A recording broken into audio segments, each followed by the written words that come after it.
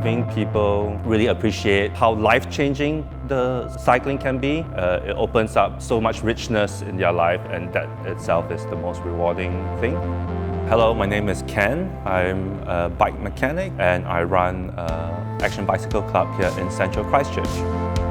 So my role is the director of the company. Cycling helps people, and that's something I'm very passionate about. And so we sell, hire, service bikes, and we're here to make cycling an everyday experience for New Zealanders. Bikes are great, you know, it's a beauty of man and machine. It's good for your health. It brings people together. It's so environmentally friendly.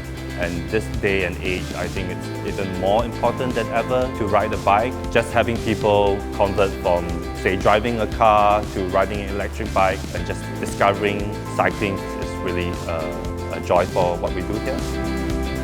Outside of work, I also volunteer at the local community bike kitchen, Red Bikes.